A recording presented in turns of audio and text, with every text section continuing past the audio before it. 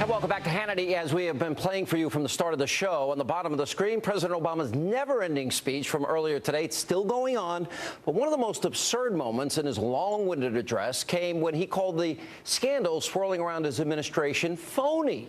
Oh, really? Let's watch. With this endless parade of distractions and political posturing and phony scandals, Washington's taken its eye off the ball.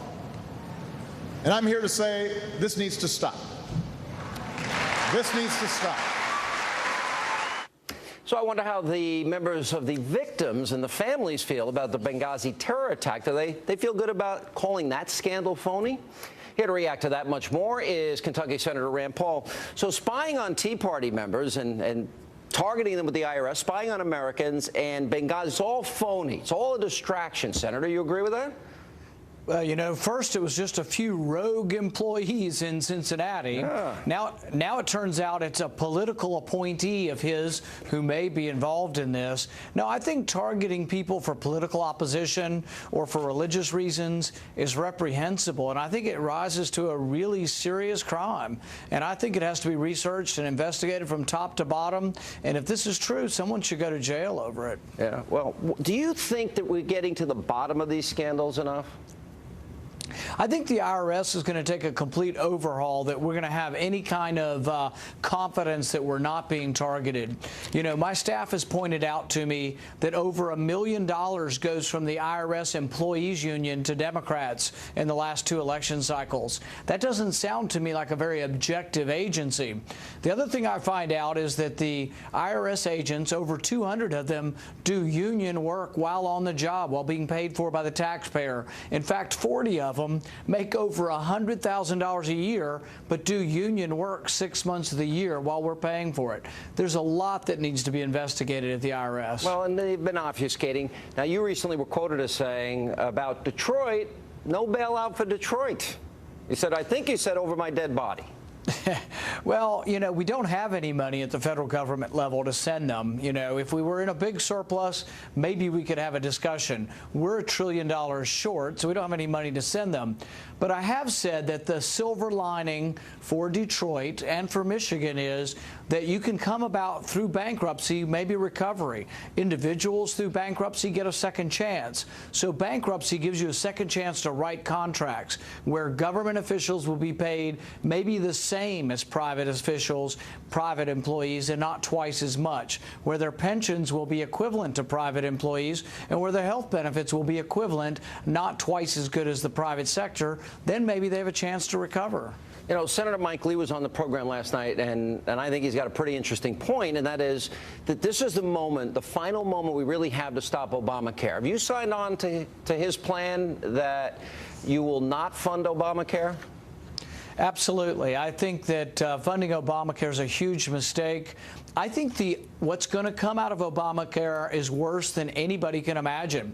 I think it will lead to bankruptcy in the states that are fully embracing it.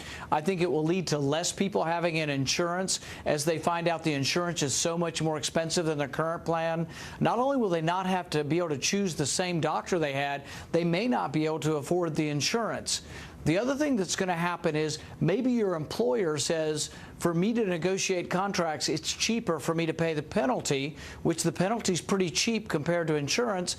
A lot of people who have insurance currently may lose their insurance. So I think it's a disaster. Even its authors are saying it may not work. So I think we should delay the whole thing. I'm for a permanent delay of the whole thing. Do you think it's possible? Do you think the House will go along with this? Are you dealing with the House members? They have the votes to do it. They have the power of the purse.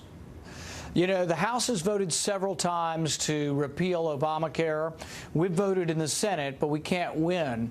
The thing is that Democrats are going to have to own up that this is their baby. Why are they delaying it beyond the 2014 elections? Because they're afraid people are going to be scared to death and alarmed at the price of their insurance and at what it's doing to state budgets. So I think they're delaying it for political purposes, but I really think that it needs to be delayed for everyone, not just for a few select individuals. See, what I like about Mike Lee's plan, though, is he's going to fund the entire rest of the government, except for Obamacare. You'll pass those appropriations, and then it's up to the Democrats. If they want to shut down the government over Obamacare, I guess they can, but that's their choice, right? Do you think the Republicans have the courage to do that? Frankly, probably not. I do, and I will stand with Mike Lee saying that Obamacare shouldn't be funded and that we should force the Democrats in the Senate and the president to come forward and tell us why it's such a great plan. Because why are they delaying it? Why are they giving special waivers to their friends? Why have some corporations gotten waivers and other corporations not? Why are some businesses going to get exemptions and then some individuals not? I think they really need, if they're going to cherry pick and select out for some, they need to re-explain this to the American people. All right, the Center for American Progress heard from Senator Menendez.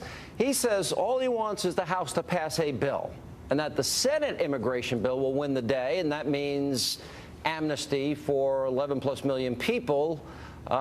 Is that a strategy that they have adopted, do you think? Because I feel he may be revealing something here. You know, I'm concerned about what could happen in conference committee. I am for immigration reform, though, and I think if the Speaker of the House holds true and says we're going to have a Republican bill come out of the House and that's all we're going to vote on and we're going to use our leverage to get good immigration reform, I'm hoping it can be something I can support. But I am very concerned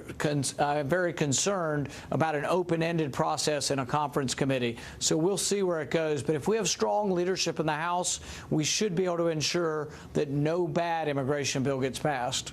All right. Good to see you, Senator. Appreciate you being with us. Coming up next, thank you, Sean. We continue, as you can see, to monitor the never-ending speech of President Obama. Same platitudes, bumper stickers, slogans. I'm going to ask former Obama advisor Austin Goolsbee to explain why it took his old boss more than an hour to lay out his economic record. And don't forget, by the way, we always want to hear from you. Log on our special companion site, HannityLive.foxnews.com. You follow the live show, share your thoughts.